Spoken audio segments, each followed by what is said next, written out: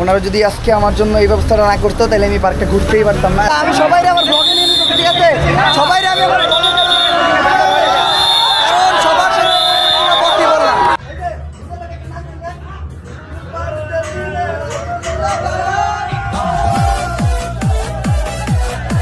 আমি ভাই কখনো আশা করি নাই যে এত পোলাপান ভাই পার্ক মানে ব্লাস্ট ভাই, বম বম। আমার অডিয়েন্স থেকে বম।